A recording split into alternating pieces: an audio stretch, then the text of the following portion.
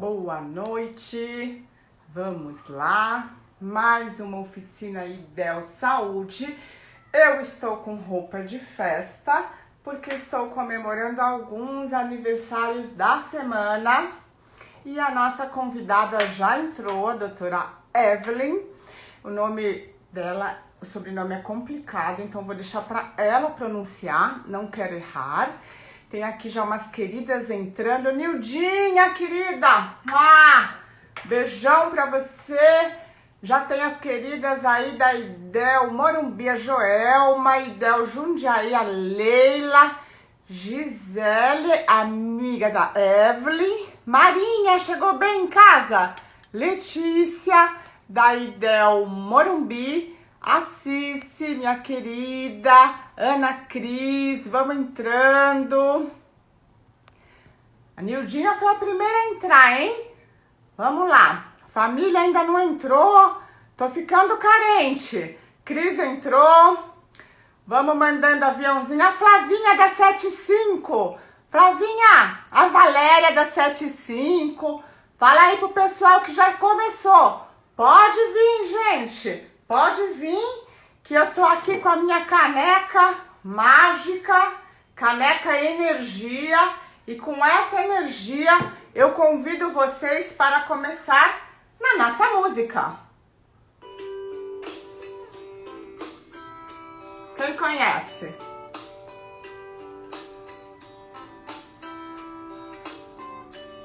Oi, doutora Carla.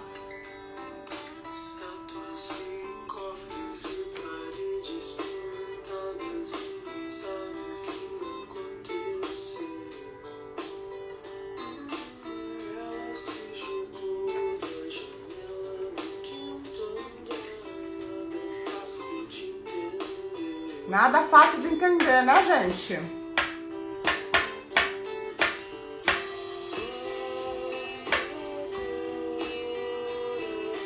Pais e filhos, Legião Urbana. Tem muito a ver com a nossa oficina de hoje, né? Vamos lá.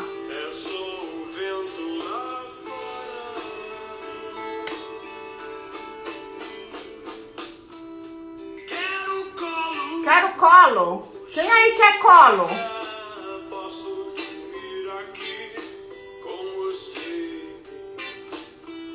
Estou com medo. Luciano da 75. Boa noite. Quem aí tem medo, gente? Quem aí quer colo?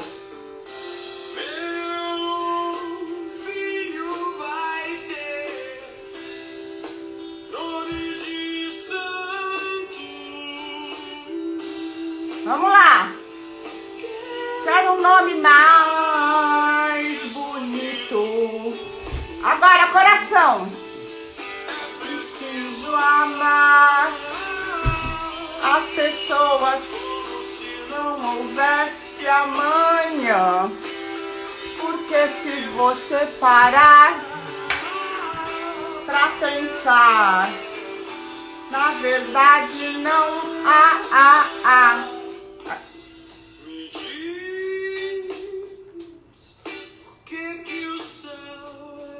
Por que o céu é azul? Explica a grande fúria do mundo. É. Essa música tem muito a ver, né, gente?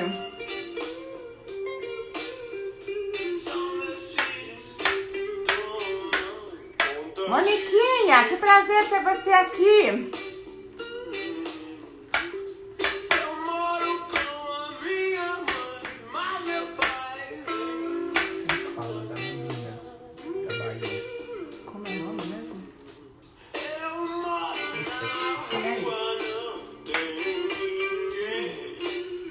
Magda. Oi, doutora Magda. Já morei em tanta casa que nem me lembro mais. Eu moro com meus pais. E aqui? Deixa eu ver aqui. Radassa. Eu tô aqui tentando chamar a doutora Eva. Vamos curtindo aí A música. Agora, gente. Coraçãozinho. Cadê a champanhe, Regina? Porque se você parar pra pensar, na verdade não. Só finalzinho, gente. Sua gota d'água.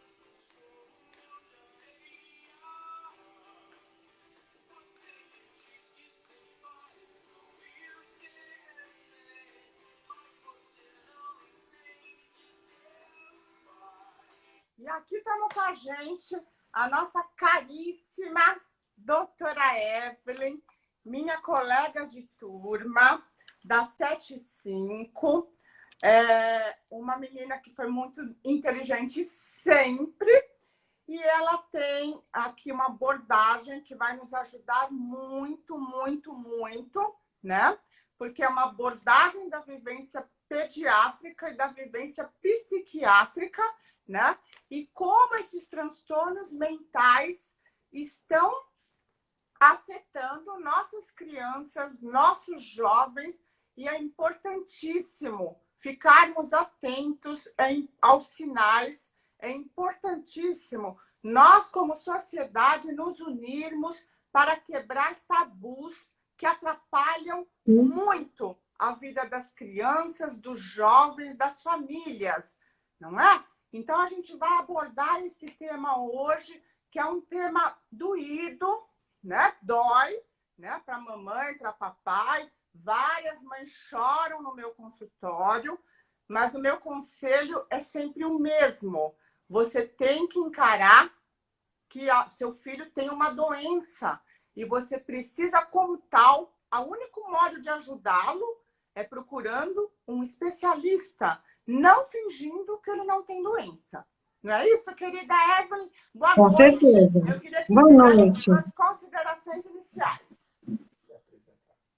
Bom, eu estou feliz de estar aqui. E como você falou de aniversários, hoje eu também estou comemorando um aniversário, porque hoje eu faço 18 anos da defesa do meu doutorado. Olha, 28 de outubro de 2002. eu sempre estou com a minha taça pronta aqui. Ah, eu sabia. Sem champanhe.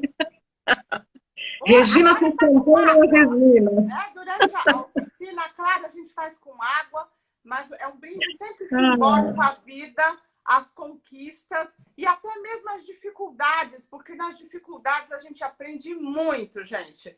Né? Eu estou fazendo um programa agora, Evelyn, que são histórias do coração da memória, toda segunda-feira, e a gente vai contar momentos difíceis de muitas pessoas, mas que dentro dessa dificuldade, qual foi a lição de vida que cada um tirou, né? E são histórias muito emocionantes, né? Que eu estou repartindo com o público.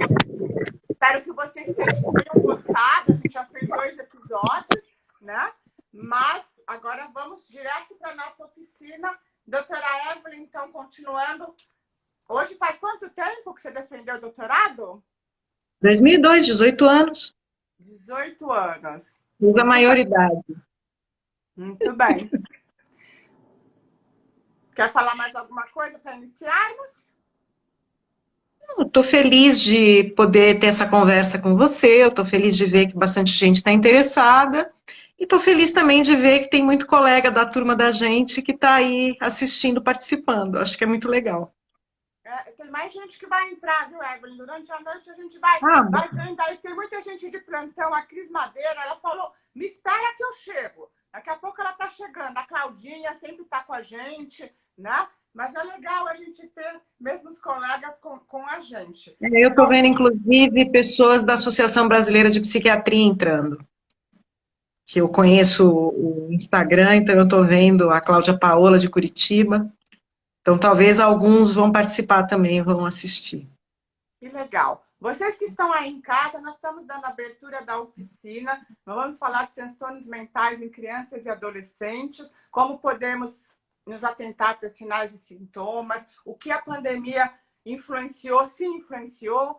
E tem um aviãozinho aí no celular de vocês. Se vocês conhecem alguma família que tenha jovens, manda esse aviãozinho, porque às vezes uma frase que a gente fale aqui, alguma coisa seja útil para te orientar como proceder no dia a dia. Eu, toda oficina, eu dou uma estudada. Então, eu vou dar só uma iniciada aqui do que eu estudei. Se eu te falar alguma besteira, você me corrige, tá, Evelyn? Eu não. O que eu vi é que uma pesquisa na Organização Mundial de Saúde afirma que metade dos problemas mentais começa na adolescência e que o suicídio na adolescência está entre a terceira ou quarta causa principal de morte entre jovens de 15 a 19 anos. E muitos pais só descobrem que seu filho tinha um problema depois que houve suicídio. Né? A maioria, muitos falam, nossa, mas como? O que aconteceu? Né? Então, a gente vai explicar por que também isso acontece. Lógico, gente, é importante frisar que a adolescência é uma etapa da vida que a gente sofre uma série de influências. Por exemplo, influências hormonais. Né? Seu corpo está mudando, tem mudanças biológicas, tem mudanças emocionais, tem mudanças sociais, você quer pertencer à turma, tem mudanças afetivas, mudanças intelectuais. E as principais alterações mentais que podem ocorrer na adolescência são déficit de atenção e hiperatividade, transtornos de ansiedade, transtornos de humor, transtornos relacionados ao estresse e à depressão, que talvez seja a E a questão do uso de substância, né, Regina? Que quando a gente começa a maioria a experimentar e acabam tendo quadros associados por causa do uso, abuso e dependência de substâncias. Cerca de 30%, gente, dos adolescentes brasileiros sofrem de algum tipo de transtorno mental. Então, nós não estamos falando uma coisa rara, tá? Nós estamos, infelizmente, falando algo que é bem comum, mas que, infelizmente, não é levado esse jovem ao diagnóstico e a grande maioria deles não é tratada. E, por fato de não ser tratado, esse problema perdura, piora e pode levar a incapacidades muito maiores. Né? O famoso vai jogando com a barriga e vamos ver no que dá. Até porque existe um tabu. O tabu é o seguinte: como é que eu vou falar que meu filho tem depressão? Que isso? Não, doutora. Meu filho só está tristezinho. Uma hora passa. Será que é assim, doutora Evelyn? Por que será que papai e mamãe não procuram ajuda? O que você acha? Bom, isso é uma opinião pessoal desses anos que eu trabalho com esse tipo de população, com esse tipo de condição. Mas o que a gente percebe muito é que, para as famílias, se a criança tem uma anemia, eu levo no pediatra ou eu levo no hematologista. Se a criança tem uma infecção urinária, eu procuro tratamento urgentemente. Mas toda vez que a questão envolve comportamento, é muito frequente as famílias, a princípio, negarem, terem dificuldade de buscar uma ajuda, principalmente porque para muitas delas parece, porque é uma impressão, não é uma realidade, mas para eles parece que procurar uma psicoterapia ou procurar um psiquiatra para buscar ajuda para o filho é como se eles estivessem assinando um atestado de incompetência parental. E uma coisa não tem nada a ver com a outra.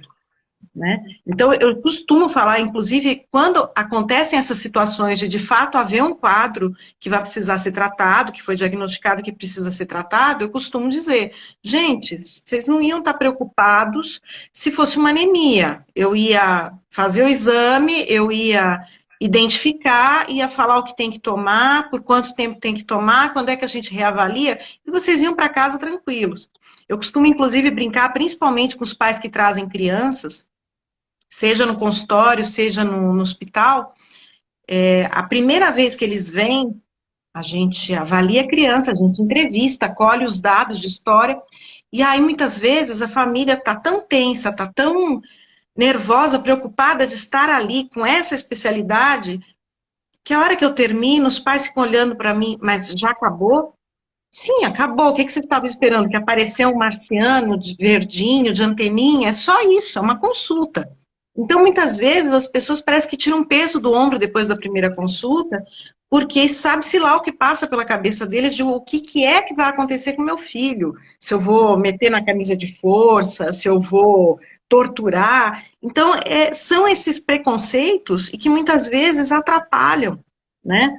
É, se buscar uma ajuda para evitar que se cronifique, para evitar que se evolua para quadros mais graves, né? Hoje em dia, a gente fala da pandemia, mas criança e adolescente tem transtorno mental desde sempre. Então, Uhum. isso já existia antes, né? Principalmente ansiedade, menos frequente, principalmente em criança, depressão, criança você vai ter mais transtornos de déficit de atenção e hiperatividade, mas esses quadros estavam aí. Eles existiam, muitos não diagnosticados. E o que a pandemia trouxe foi a redução da rotina das atividades. Então, uma série de coisas que essas crianças, que esses adolescentes faziam, que eles tinham interesse, ou que eles tinham obrigação de fazer, porque a gente não sai de casa só para se divertir. A gente sai de casa para trabalhar, a gente sai de casa para ganhar dinheiro, para pagar as contas. Então, tem as obrigações e tem os prazeres. Tudo isso foi abortado. As relações sociais foram abortadas. Porque, por mais que a gente tente compensar com essas situações online, imagina uma criança de 4, 5 anos interagindo com os colegas, um monte de carinha na tela do computador. Não adianta dizer que é igual, porque não é a mesma qualidade. Né? A relação com outros adultos, com os avós, com os tios, com os professores, tudo isso foi amputado nesse momento. E aí, isso traz uma série de repercussões, seja pela ausência do contato com o ambiente externo, seja pelo aumento das tensões dentro do ambiente familiar.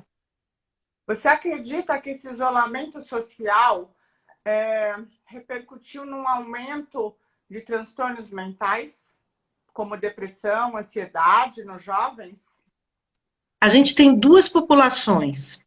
Uma delas é a população que já sofria de um transtorno mental, então já tinha que conviver, lidar e talvez até tratar, porque às vezes estava diagnosticado com um quadro depressivo, com um quadro ansioso, mas tem também os indivíduos que não tinham uma sintomatologia que justificasse se falar que havia um transtorno mental. E essa sintomatologia, ela vai se tornar mais exuberante por causa do isolamento, mas também por causa do aumento das tensões dentro do ambiente familiar. Então, a gente sabe, não sou eu que vou contar isso para vocês, que aumentou a taxa de separações, de divórcios, e hoje eu encontro no site, que é o provedor do meu e-mail, que a cidade de São Paulo, o município de São Paulo, avalia que tem cerca de 5 mil crianças sujeitas à violência doméstica durante a pandemia. Aí eu postei isso, aí as pessoas me falaram, meu Deus, que absurdo. Eu falei, não é absurdo, esse número é pequeno, isso é subnotificado. Com Uhum. certeza é muito mais, esses 5 Com mil são a certeza, ponta do é muito iceberg. mais. Sim, com certeza, mas assim, a grande maioria desses indivíduos que estão sofrendo situações de abuso, de violência dentro de casa, eles não estão nem tendo chance de ser identificados, porque eles não podem sair, porque eles estão sujeitos a essa tensão que muitas famílias já tinham e que o isolamento só aumentou. Né? Então é só imaginar aqueles estudos que a gente via na faculdade, na pós-graduação. Quanto mais, se você puser muitos ratos dentro de uma caixa, o que antes era passível de convívio, essa quantidade de ratos vai começar um a devorar o outro. Por quê? Porque a tensão aumenta. Então, assim, a gente não tem mais atividade de lazer, a gente tem medo de perder o emprego, de perder a renda, a gente tem medo de perder os entes queridos, de Uhum. contaminar os entes queridos. Nós, médicos, então, não se fala, né? E aí, isso tudo tanto passa para a criança, porque é óbvio que por mais que você chegue em casa sorridente, né, e procure dizer que está tudo bem, o teu filho pode não conseguir nomear o que está acontecendo, mas ele percebe a tensão. Então, Tem uma ele percebe pergunta essa aqui, tensão no Evelyn. ambiente. Fala. Você acha, doutora, você acha que essa nova geração é mais doente? Eu acho que essa nova geração está vivendo situações que não favorecem em nada. Então, o que que acontece? Nós somos um país que cada vez mais convive com a violência, e eu digo a violência extramuros e dentro de casa, e a gente convive com a instabilidade financeira, econômica, né? Que aí tem o dedo, tem a parte do governo. Então, o que que acontece? Tudo isso aumenta a tensão. E aí, como que a coisa todo, o modelo costuma funcionar? Você é submetido a um estresse, e aí eu falo de um estresse negativo, né? Porque assim, existe o estresse positivo. O que que é um estresse positivo?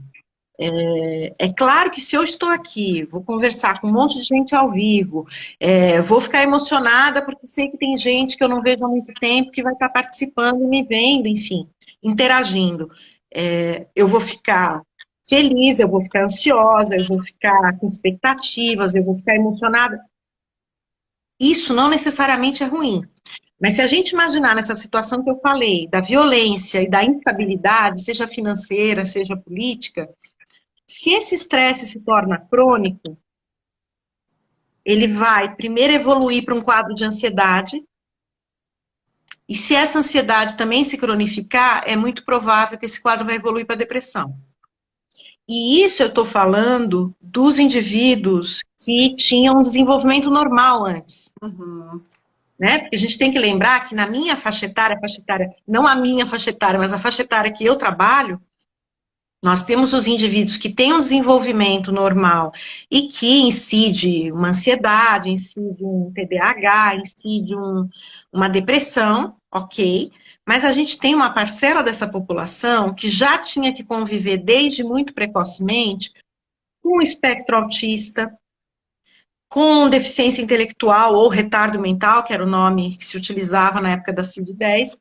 E esses indivíduos, eles também vão estar submetidos a muita tensão, seja porque a rotina que eles haviam convivido durante tantos anos é quebrada, porque agora eles não frequentam mais as atividades, as estimulações, as terapias, a escola, seja porque eles também vão ter dificuldades de lidar com essa tensão que vai existir dentro do ambiente familiar.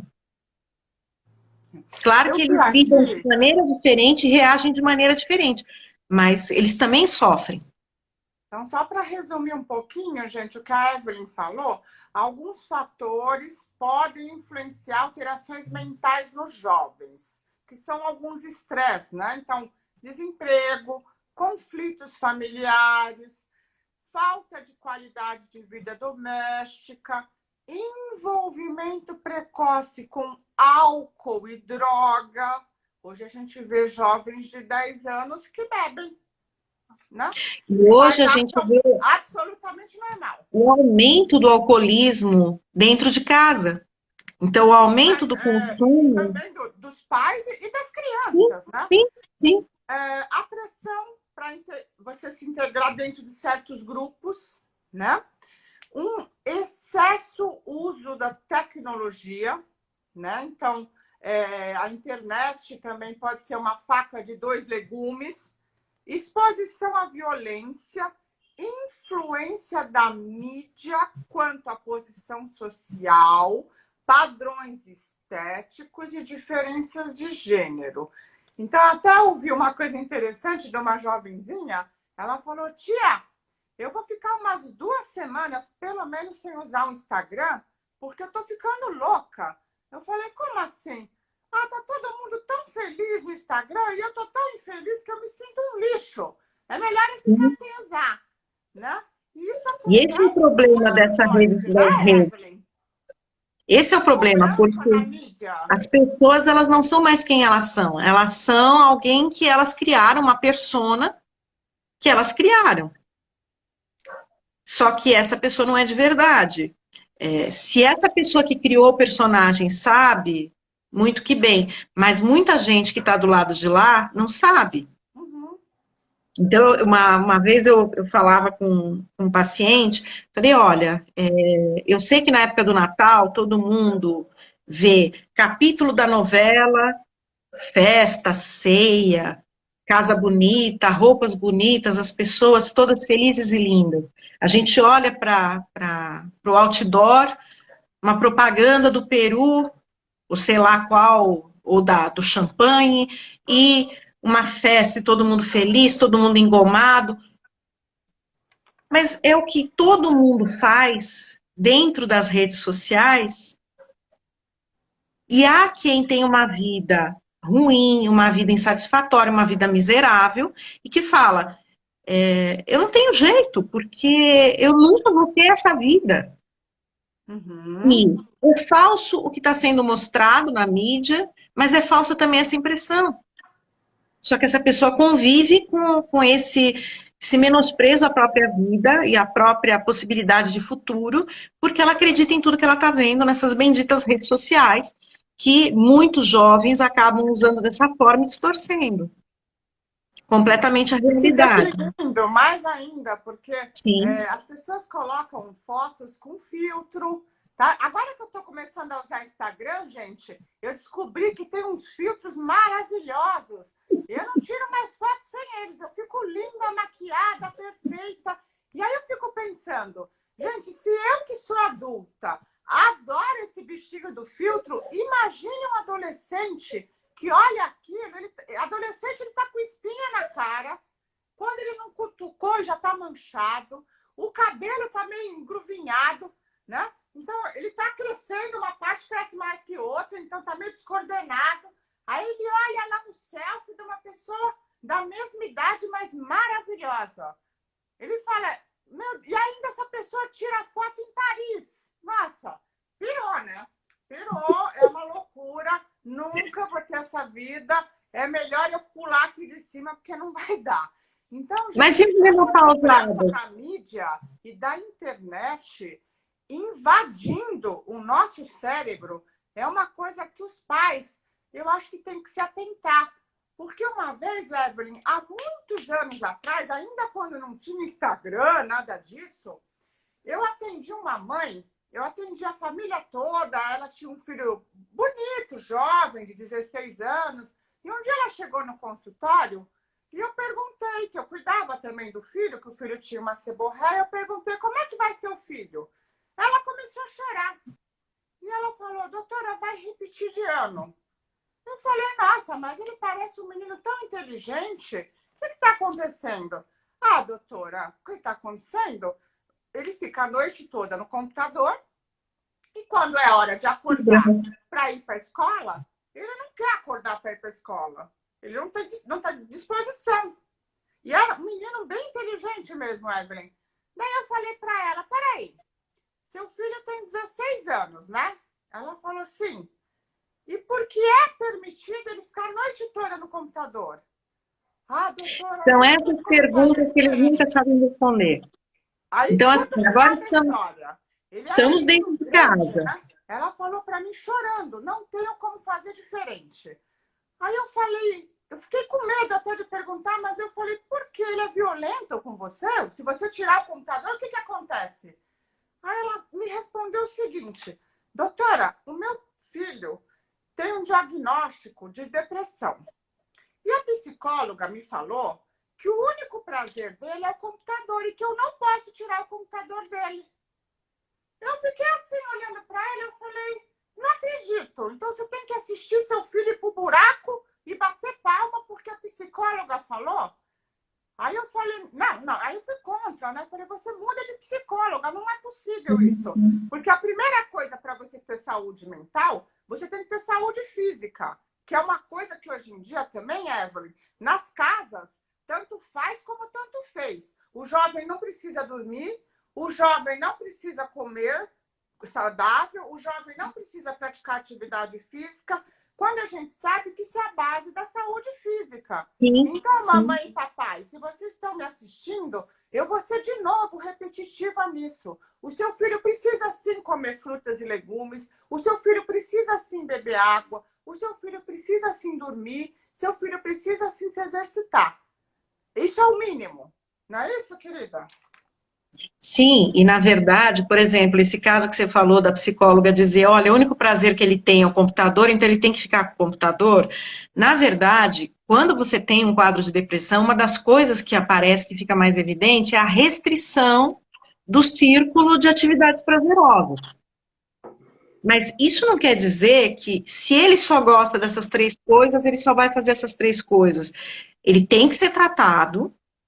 Claro. Então, se a coisa já está dessa forma, não adianta achar que só a psicoterapia vai dar conta. Se esse cara já está com tanta restrição do circuito de atividades que ele realizava, ele vai ter que ser encaminhado também para ser medicado. Outra E coisa que eu mesmo quero te assim, perguntar, que acontece direto comigo. Eu comecei a oficina falando aqui para vocês que mais da metade dos casos de transtorno mental na fase adulta começa na adolescência.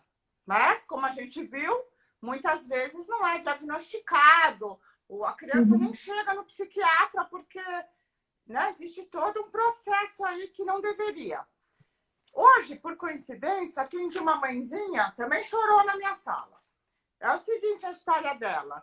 O filho tem 28 anos. Essa semana, ela descobriu que ele tem depressão. Eu falei, como assim você descobriu? Você descobriu agora? Aí ela falou para mim o seguinte, não, doutora, eu sempre soube que havia algo errado com meu filho, mas eu esperei ele se manifestar e ele vir até mim falar que estava muito triste. É isso mesmo, Evelyn? Papai e mamãe têm que esperar? as pessoas esquecem, e essas novas gerações fazem muito isso, que a relação, por mais que seja uma relação saudável, por mais que seja uma relação de troca, de carinho, relação pais e filhos não é uma relação horizontal, é uma relação vertical. Por quê? Porque os adolescentes, as crianças, eles não têm a capacidade que o adulto tem, nem a experiência que o adulto tem, para identificar certos perigos e tomar atitudes. Eles precisam do norte, eles precisam de uma orientação. E aí, não é nenhum crime você perceber que seu filho está diferente e falar, meu filho, eu reparei que você está assim, está assado, está acontecendo alguma coisa, eu posso te ajudar? A mamãe está preocupada, o papai está preocupado. Claro, esse pai e essa mãe não vão conseguir ter essa conversa se eles chegam em casa e fazem como a gente vê muitas vezes em restaurante, o Cada garçom um no seu passou, celular. cada um com o seu celular. Cada um com o seu celular, ninguém conversa. A coisa pior que eu vi, que quase que eu e o marido caímos da cadeira no dia que a gente viu numa mesa do lado, a menina não nem pegava na colher, já era maiorzinha, já tinha condição motora de fazer isso, e a mãe dando a comida na boca dela porque ela estava hipnotizada na frente do tablet. Então, assim, uma família que funciona desse jeito, que ninguém se fala nunca, porque não pode se conversar só por cobrança. Você tem que conversar também, você tem que, é que nem eu brinco, tem que bater e tem que assoprar. Então, você tem que brigar quando tem motivo para brigar, mas você também tem que elogiar. Porque senão você só recebe críticas. E aí, na hora que vier uma questão dessa, meu filho, eu tô vendo que você tá diferente, você tá assim, assado, o que que tá acontecendo? Se você só leva a crítica e você nunca abre a boca para falar um A de alguma coisa, elogiando ou agradecendo, hoje ele arrumou, que nem agora nessa situação da pandemia, da quarentena, hoje ele arrumou a cama dele, hoje ele enxugou a louça, muito obrigada, meu filho, é uma coisa a menos que eu não tenho que fazer, é uma coisa a menos que eu não tenho que pedir para o seu pai, você pode recolher a roupa do varal, qualquer coisa, mas assim, seja também positivo, porque se você também mostrar esse lado positivo, esse lado aconchegante para o seu filho, ele vai aceitar melhor. Agora, Lógico. trancou no quarto, tá bom. Muitas vezes eles trancam no quarto. Mas isso não é uma construção só do indivíduo. Olha aqui, Ele tem Evelyn. uma família que Aqui, também ó. não reage. Claudinha, Cris Madeira, Cabrita, Andréia Furlan, Flavinha, Luciano Pompei, todo mundo falando um oizinho, tá? Eu só estou passando porque eles falaram, como que ela vai saber? Eu falo, vou falando para ela. Bom, a semana passada, gente, a gente teve aqui uma pediatra fantástica, a doutora Denise Bedoni, e ela falou uma frase muito interessante, que ela falou o seguinte, nossos filhos são nossa missão de vida, nosso aprendizado. Só que para isso, não adianta a mamãe chegar em casa do trabalho, o papai, e pensar assim, nossa, eu tô tão cansada que eu não vou cuidar do meu filho. Você vai fazer o quê? Você vai tocar na vizinha para ela cuidar do seu filho? Então, gente, tudo é ação e reação, né? Eu acho que sim. Às vezes a mamãe está cansada. Não é fácil. É uma batalha o dia a dia. Mas você teve um filho. Então você Sim, e respira, você escolheu. reza, se energiza e vai em frente. E conversa com o seu filho e encara os problemas junto com ele. Eu queria saber agora, querida, algumas dicas que podem ajudar no dia a dia. Por exemplo, essa minha paciente, que o filho está com 28 anos, ela falou assim, doutora, ele estava muito irritado e muito agressivo sem causa aparente. Eu falei, pois é, isso já é uma dica. O que mais, Evelyn? Eu sei que hoje muitas pessoas vão dizer que está associada essa questão da dependência de tecnologia, mas alterações de sono, alterações de apetite, e não necessariamente para menos, não precisa ser uma insônia, não precisa ser uma perda de apetite ou perda de peso. Principalmente na faixa etária escolar, muitas crianças elas vão manifestar ansiedade com aumento do sono e aumento do apetite e ganho de peso. Então, muitas vezes elas acabam lançando mão da comida, que não deixa de ser um prazer super primitivo, né, super primordial, e acabam manifestando dessa forma. Interação na escola, porque isso é uma dificuldade que a gente tem hoje com o afastamento da escola. A gente não tem mais aquele parâmetro que a professora tinha, porque às vezes você tem um filho e você fala, meu filho está assim, meu filho está assado, mas será que não é normal na idade dele? Quando a escola observa, quando a professora está em sala de aula com um aluno, são 30 alunos. Então, mesmo que ela não seja craque em estatística, os que destoarem, os que estiverem fora do padrão, vão chamar a atenção dela.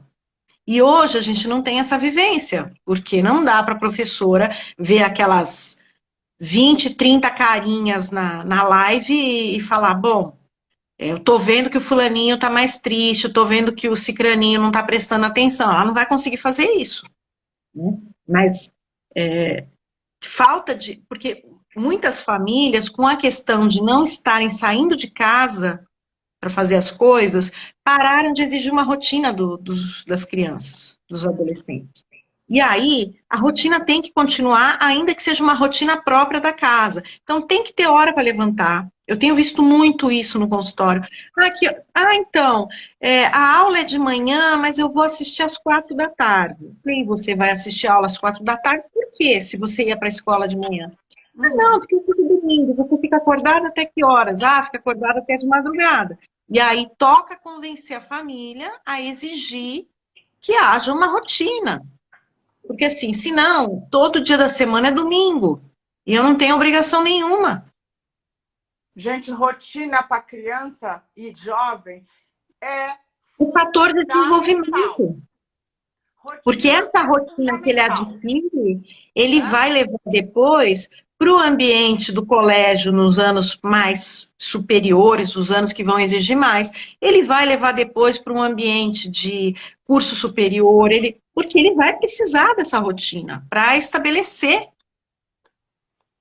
normas e ser um bom funcionário, ser um bom aluno de graduação. Se ele não tiver isso, e quem ensina isso é em casa. Você não ensinou seu filho a escovar os dentes 3 vezes por dia?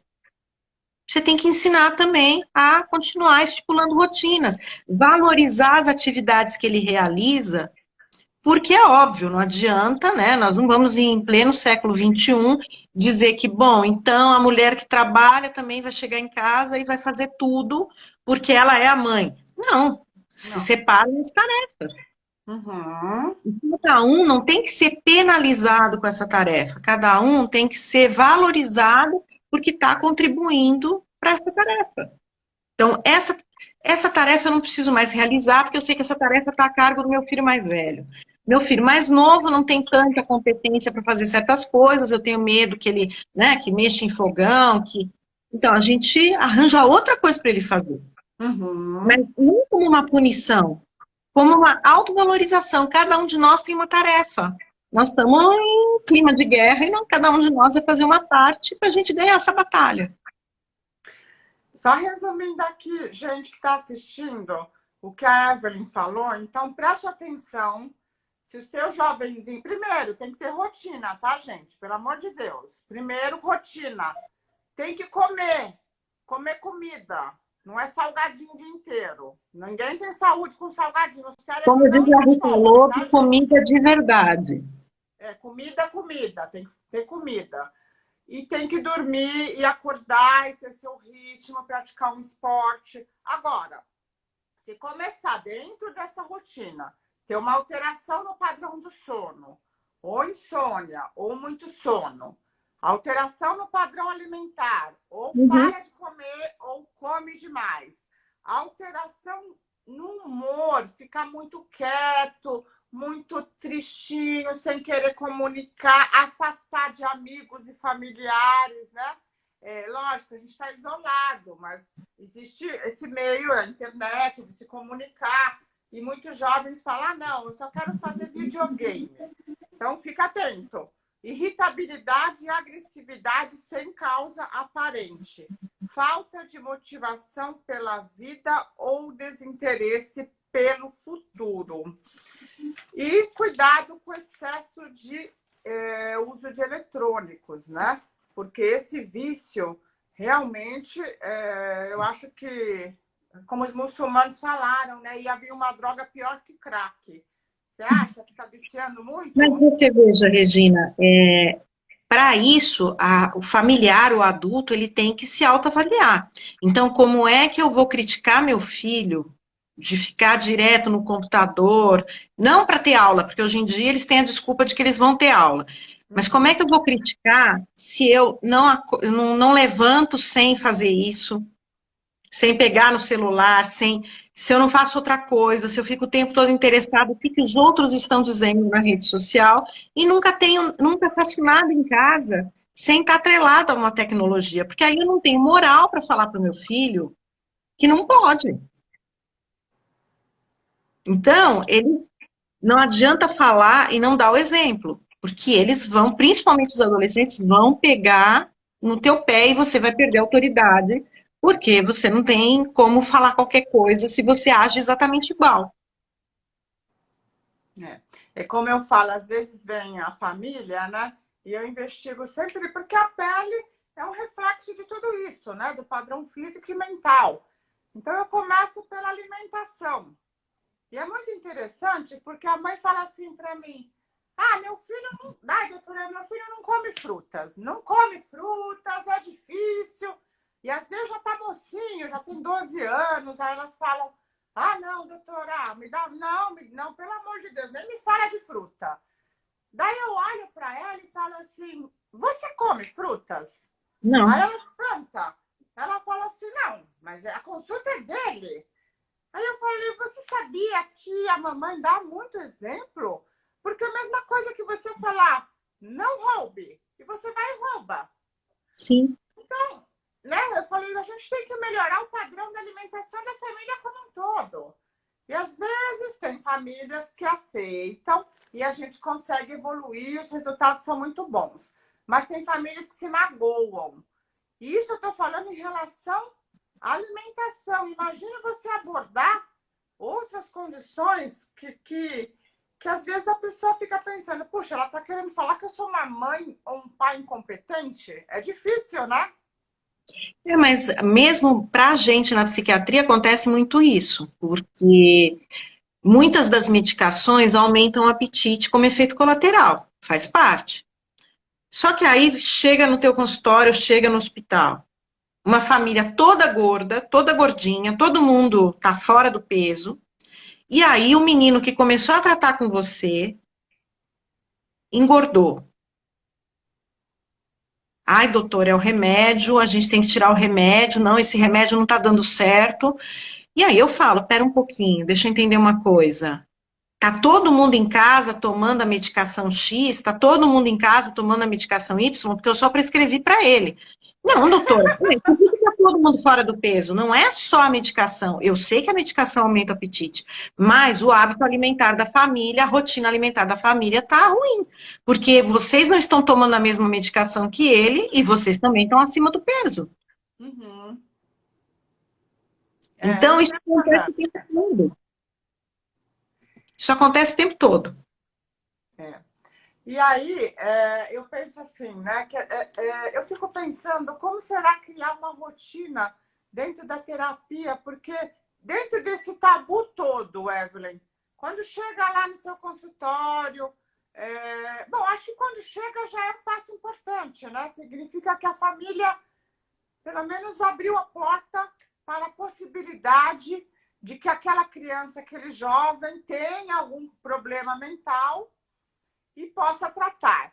Como é aí, então, a abordagem? Porque, na verdade, a gente está vendo aqui, gente, que a abordagem é multifatorial. Vai desde a parte física, alimentar, rotinas, estrutura da família, a família sentar e conversar, a família tentar acolher aquela criança, aquele jovem, mas de uma forma responsável, não é acolher falando sim para tudo que a criança pedir, porque ela tem depressão, então eu tenho que fazer tudo que a criança pede, né? Porque tem muita chantagem aí, né? Que a gente sabe também, né? Ah, eu tô doentinho, então eu posso tudo, e aí a família perde totalmente o controle. Mas aí, qual é o passo? É terapia? É medicamentoso? Como é que vai a abordagem? Se você vai iniciar um tratamento, se você identificou um transtorno mental, você vai iniciar um tratamento, se você vai decidir, por exemplo, iniciar apenas com psicoterapia, ou se você vai associar a medicação, isso vai depender muito da intensidade dos sintomas. Eu vou dar um exemplo. Em adultos, dificilmente você vai ter um paciente deprimido que não vai passar por medicação, que não vai iniciar a medicação psiquiátrica. Por quê? Porque hoje a gente sabe que tem uma grande diferença entre a resposta de um paciente à medicação e uma resposta ao placebo, na fase da adultícia, né? Agora, em crianças, em adolescentes, dependendo do quadro, você não vê tanta diferença assim entre a medicação e o placebo. E é por isso que quando você tem quadros muito leves, você primeiro tenta um tratamento com psicoterapia. Mas o que que acontece? Via de regra, justamente por causa dessa maneira como a nossa população costuma lidar com o diagnóstico, com o estigma, com o preconceito, é muito frequente que quando o quadro chega para ser abordado, ele já está cronificado e muitas vezes piorado. Então, dificilmente essa família vai sentar na minha frente e eu não vou estar diante de uma criança ou de um adolescente que vai precisar de medicação. Uhum. Mas porque é muito difícil esse trajeto até chegar. Então, claro, psicoterapia sempre é interessante porque a medicação não vai ensinar formas de abordar situações difíceis, a medicação não vai ensinar a reconhecer quais são as suas fraquezas, os seus medos, mas a medicação tem o seu papel, porque a psicoterapia não vai conseguir compensar os desbalanços de neurotransmissor que muitas vezes estão na base dessa condição que aconteceu. Ô, gente, então o que a gente está falando aqui? A gente está pedindo para você que tem filhos, você que é mãe, você que é pai, fiquem atentos, fiquem presentes com essas crianças, conversem mais, troquem ideias, né? Por quê, gente? Porque a gente está vendo aqui que esses transtornos mentais podem ser muito incapacitantes, podem levar até a suicídio, tá certo? Então a gente não está aqui para assustar ninguém, a gente está falando aqui a realidade. Está entre a terceira, quarta causa mais frequente de morte entre adolescentes de 15 a 19 anos. Isso é muito grave, gente. E a gente talvez tenha que ficarmos mais atentos, né? Como papai, como mamãe, como professores. Por quê, gente? Porque essa responsabilidade de você perceber e de levar essa criança, esse jovem, a um tratamento é dos pais. Quem é que vai perceber isso? É a vizinha. A vizinha vai chegar na sua casa e vai falar: seu filho está muito isolado, seu filho não está dormindo. Não é, gente. São vocês mesmo. Tá? E se, como a doutora Evelyn falou, se você levar no começo, pode ser muito mais fácil. Qualquer doença no começo é mais fácil a abordagem. Com Muitas certeza. vezes não precisa de medicamentos e também nada contra medicamentos. Se seu filho precisar de medicamentos para entrar nos eixos, ele vai usar medicamento. Porque o vai mais se sentir grave melhor. é a gente não tratar. Isso é o mais grave. Sim. Não é, será que eu vou dar antidepressivo ou não? Não. Aí cabe você e o profissional que você confia decidir o caminho. Agora, o muito grave é você fingir que nada está acontecendo ou você, pior ainda, desconhecer completamente o seu filho. Não? Porque em muitos casos acontece isso. Tem um livro muito interessante. O medo e a vergonha, gente. O medo e a vergonha. Por que, gente, medo e vergonha? É uma doença. Não é isso, querida? Eu vou citar aqui porque eu acho que seria interessante. Tem um livro, inclusive é pequeno, não tem muitas páginas, mas é um livro que eu conheci há alguns anos, que eu acho que é muito interessante. Quem tem criança, quem tem adolescente em casa, quem trabalha com essa população, que é um livro de um sociólogo argentino, que se chama A Sociedade dos Filhos Órfãos.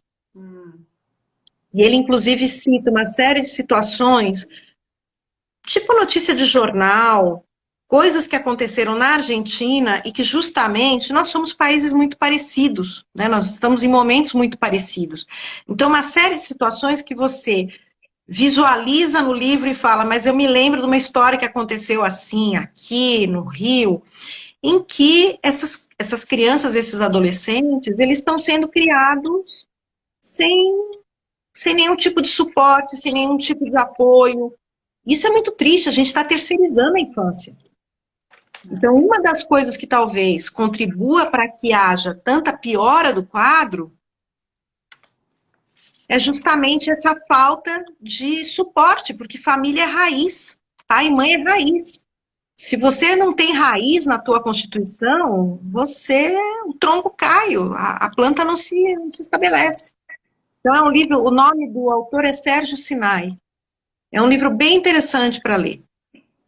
Que bacana, gente. A gente teve aqui uma trajetória grande. Eu queria abordar um pouquinho sobre autismo, mas talvez a gente deixe para uma oficina só de autismo, porque, infelizmente, a gente tem um índice altíssimo, né, de autismo nas crianças e também difícil abordagem com papai e mamãe. Muitas vezes chega ao diagnóstico quando realmente a criança está com 5 anos e não fala. Opa! Né? Então, será que o autismo não poderia ter sido percebido antes? E que diferença faz? E se faz? Então, acho que cabe aqui uma oficina disso, se a doutora Evelyn topar o desafio. Porque fazer a oficina comigo sou meio maluquinha, né, Evelyn?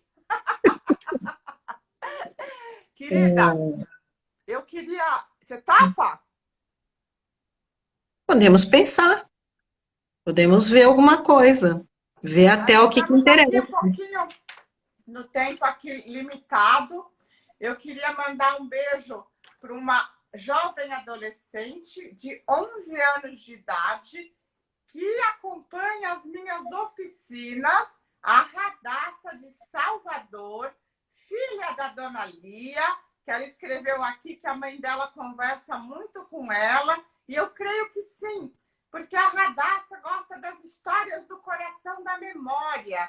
Inclusive, na última segunda-feira, Ela pegou o celular da mãe e ficou vidrada na história que eu estava contando do meu papai e da minha mamãe.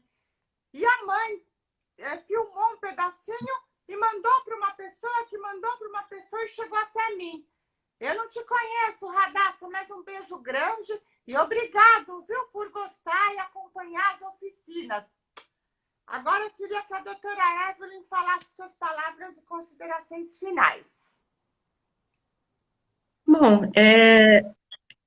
a gente falou, inclusive, dessa questão dos transtornos mentais na infância e adolescência, justamente em função dessa situação que todos nós estamos vivendo.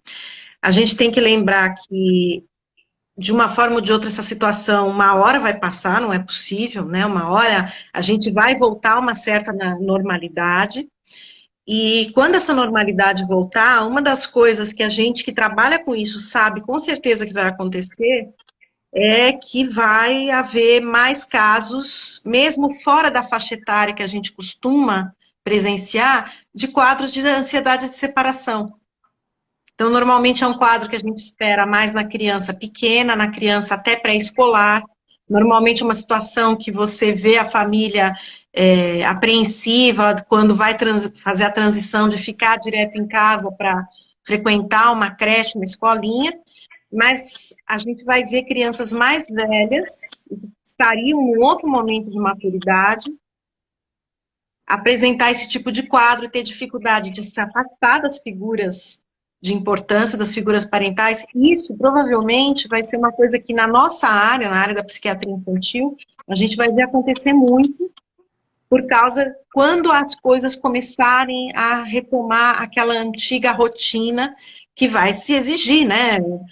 Socialmente, economicamente, a vida tem que voltar ao normal. Então, vai acontecer muito da gente ver indivíduos que já não estariam mais na faixa etária apresentarem esse tipo de quadro de transtorno de ansiedade de separação. Então, isso é alguma coisa que vai sobrar de sequela nos próximos meses. E vamos nesse desafio juntos, sem jogar sujeira para debaixo do tapete, né? Sempre atentos, né? Sempre presentes.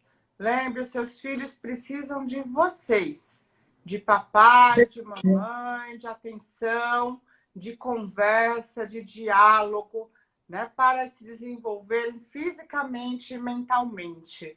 Então, eu espero que essa oficina tenha ajudado um pouquinho vocês a perceber a gravidade do afastamento, não do isolamento só social, mas do afastamento das famílias, do afastamento das relações, do afastamento do entendimento familiar.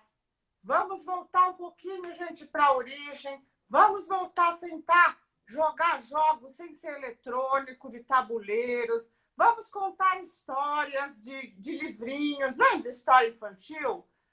Vamos voltar. Preparar receitas juntos. Né?